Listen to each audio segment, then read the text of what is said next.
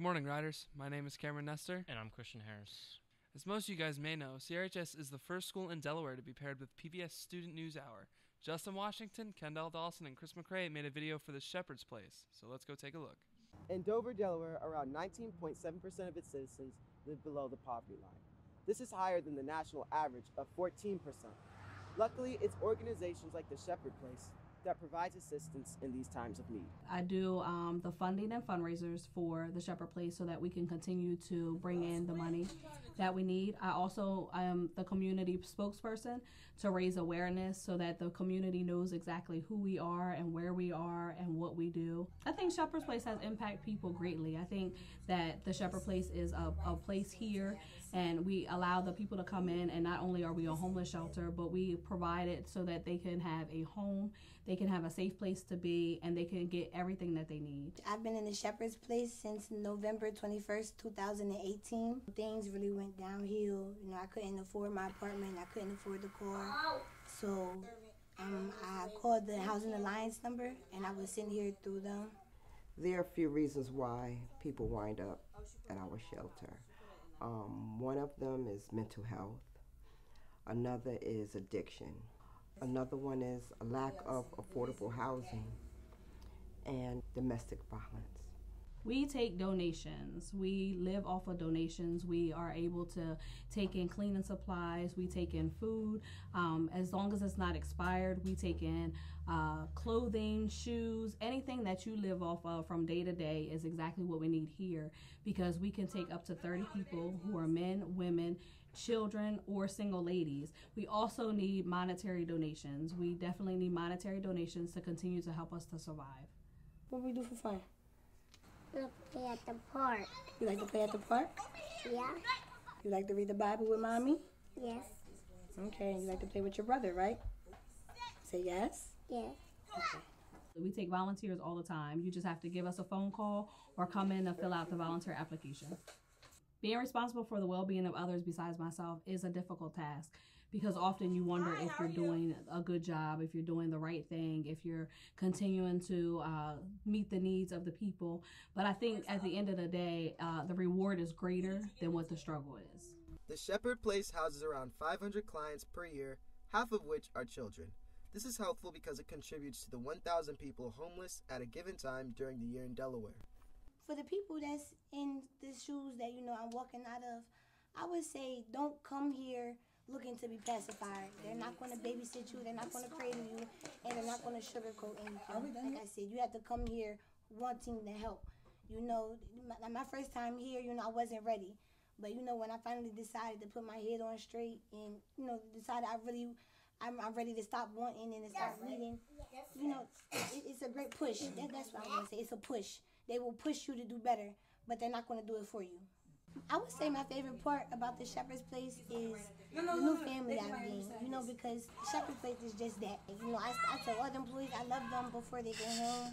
I tell the other residents I love them before they go to bed. You know, we watch TV together, we decorate the Christmas tree, we cook together. You know, it's very family oriented. You know, we're family. It's a family. This is my new family. For PBS Student Reporting Labs, I'm Justin Washington in Dover, Delaware.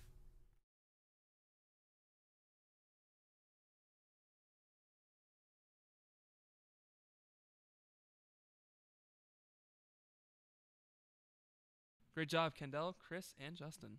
The nurse's office is taking donations for our peers in need.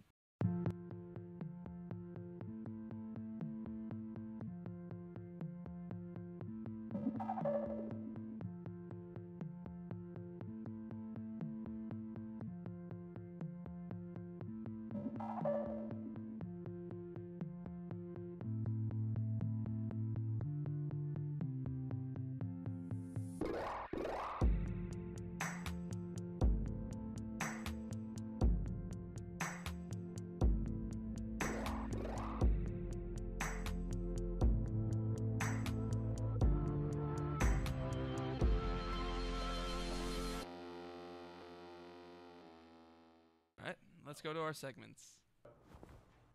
Good morning, riders. Here's your weather. Friday, it's going to rain. Saturday and Sunday, it's going to be warm, nice and warm. Monday through Wednesday, yep, it's going to rain again. And then get warmer on Thursday and Friday. It's going to be sunny. It's going to be warm. It's going to be nice. That's your weather. I'm Chris McCrae.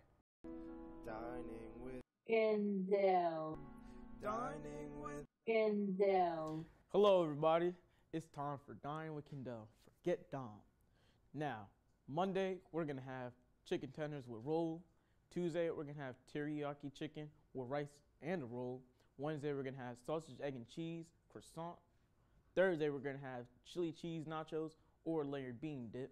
And Friday we're gonna have rotini and potatoes with breadsticks.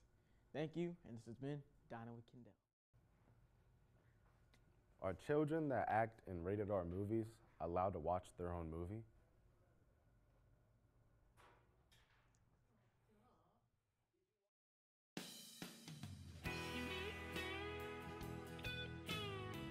Good morning, Riders, and welcome to Motivational Moment with Justin.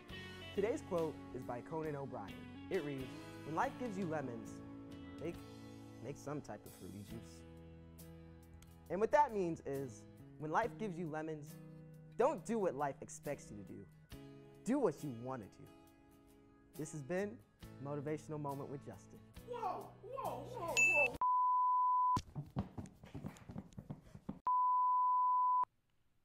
In spirit of April Fools, gotcha. That's all from us. I'm Cameron Nestor. And I'm Christian Harris. And let's go Riders.